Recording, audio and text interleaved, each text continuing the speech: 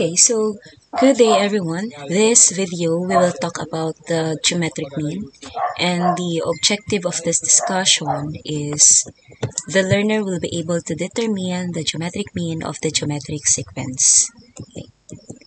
So let us have a recall. What is the formula to find the nth term of the geometric sequence? So the formula to find the nth term of the geometric sequence is we have a sub n is equal to a sub 1 times r raised to n minus 1. Okay, so yan yung formula na we are going to use to find the nth term of the geometric sequence. Okay. So say for example, we have here the given geometric sequence. You have 2, 4, 8, 32, 64, 128, 256, and then 512. So what is the geometric mean, or what are the numbers between 2 and then 512? So we have 4, 8, 32, 64, 128, and then 256. So, yung tawag natin dito sa 4, 8, 32, 64, 128, 256 are what we call the geometric mean. At yung tawag naman natin sa 2, 5, 12 is what we call the geometric extremes. So, ito naman is the geometric mean. So, 4, 8, 32, 64, 128, 256 are the geometric means between 2 and 512. Okay. So, given these examples, we can already define what is a geometric mean. So, pag sinabi nating geometric mean, this is or are terms between two non-consecutive terms of a geometric sequence. Just like what we did in arithmetic sequence. Diba, we have the arithmetic mean. So, yung arithmetic mean are terms between two non-consecutive terms of the arithmetic sequence. Dito naman sa geometric mean, these are the terms between two non-consecutive terms of a geometric sequence. So, halos same lang naman yung definition nila. Pero dito is, we are talking about the geometric sequence. So, let's have an example. So let us find the geometric mean of 2 and 18. Okay. So to find the geometric mean of 2 and 18, we can illustrate this by this one. So diba geometric mean is yung sa gitna. Okay. Terms that are between non-consecutive terms. So since yung hinahanap lang dito is a geometric mean, wala namang sinabi kung ilang geometric mean. So meaning to say, there is only one geometric mean dito. So, we have here blank, 2, blank, and then 18. So, yan yung meron tayong special case dyan. If the unknown in the problem is only one geometric mean is missing, then we can use this formula. So, remember na itong formula na to is gagamitin lang if there is only one geometric mean missing. Okay? So, we can have the geometric mean is equal to the square root of AB. So, it can be 2 or 18. Wala naman sinabi kung alin dyan yung A, alin dyan yung B. Basta, gawin na lang natin kung sino yung nauna. That would be our A, and that would be, next is our B. Okay. So, we can now substitute. So, our A is 2, our B is 18. Okay, so the square root of 2 times 18. So 2 times 18, so that is 36. So what is the square root of 36? So the square root of 36 is, we have positive negative 6. So therefore, the geometric mean of 2 and 18 can be positive 6 or it can be negative 6. Bakit? Kasi if we are going to use 6 as the geometric mean, kuha tayo ng pen. Okay. If we are going to have 6 as the geometric mean, so that is 2, 6, and then positive 18.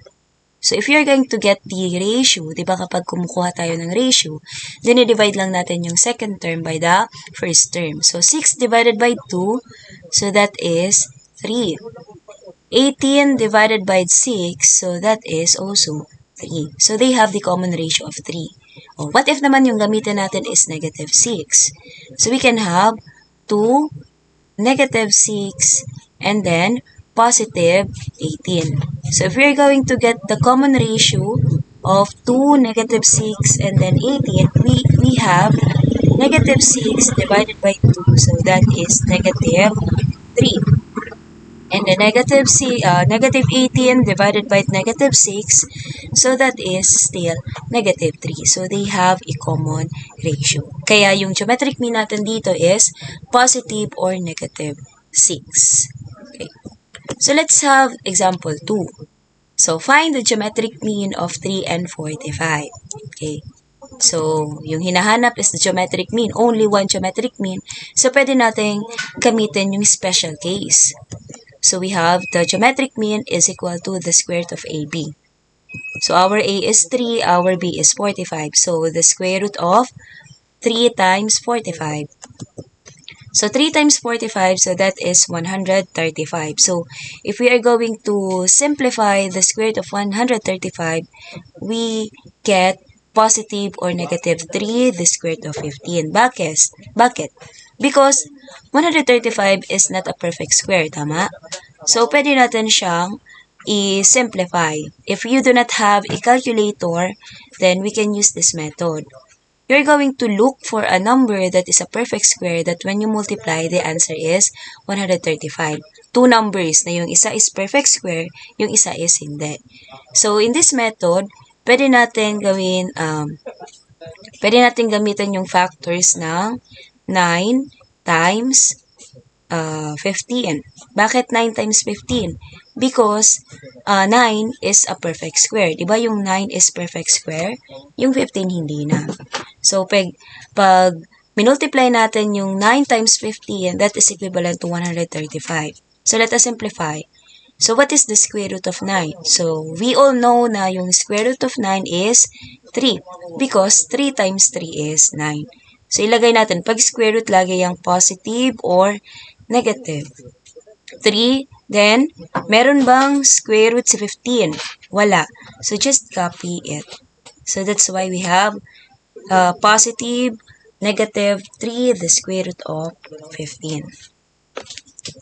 So, therefore, the geometric mean of 3 and 45 can be 3 the square root of 15 or negative 3 the square root of 15. Example 3.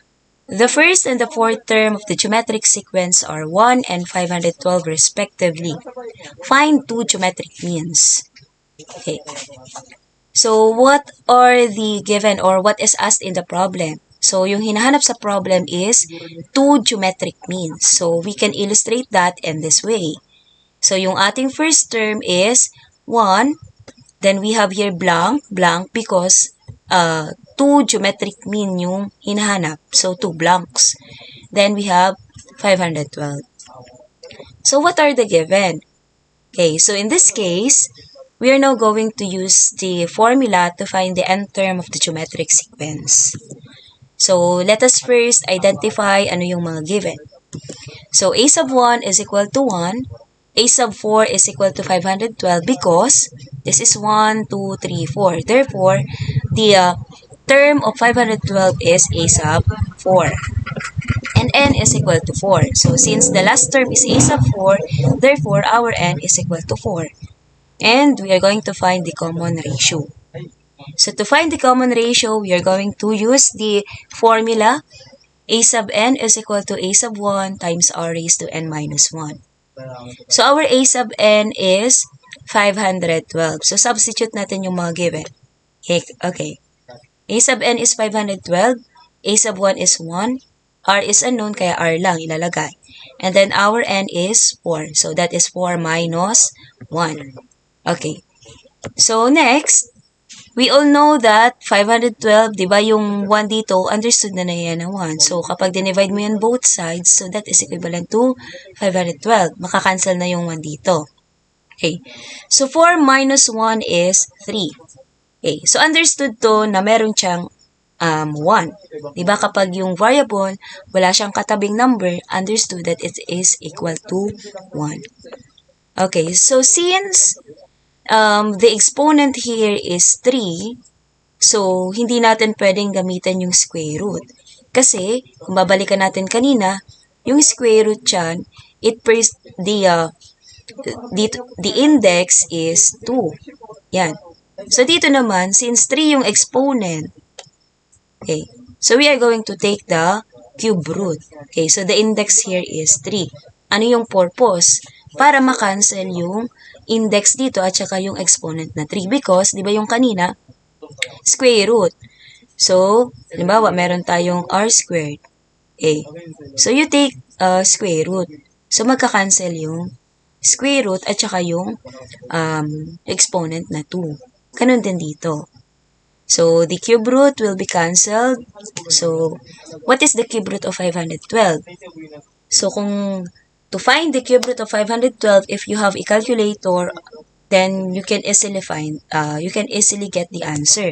Pero kung wala, you are going to think of a number that when you multiply 3 times that number, the answer must be 512. So, in this case, yung number na yon is we have 8 times 8 times 8. So, you can check it using your calculator. So, 8 times 8 times 8, so that is 512. So, therefore, our r is equal to 8. So, magka-cancel dito yung cube root and then yung exponent na 3.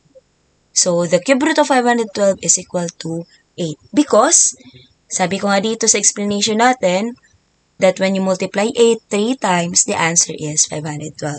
Ganun yung paghanap ng cube root, square root, fourth root, at kung ano pa. Okay. So, since the common ratio is 8, therefore, the geometric means between 1 and 512 are 8 and 64. Paano hinahanap yun? We're just going to multiply it.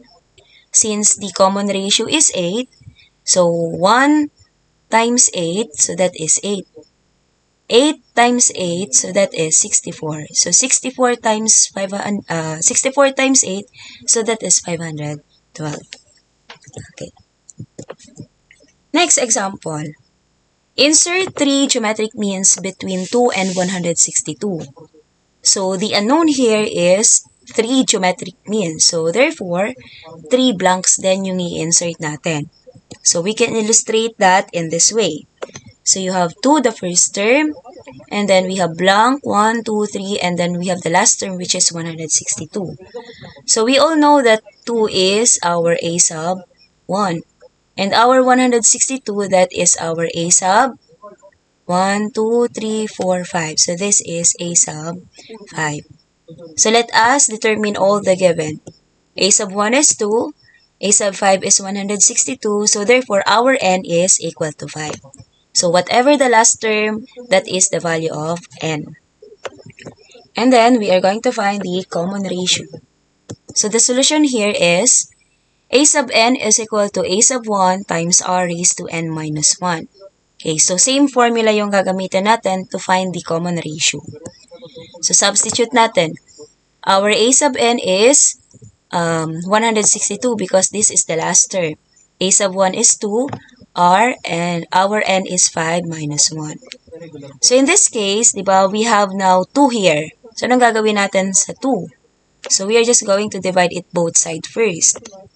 So 162 divided by 2 is equal to 2 raised to r raised to 4. Bakit naging 4 na lang to? Because 5 minus 1 is 4. So diniretso na natin.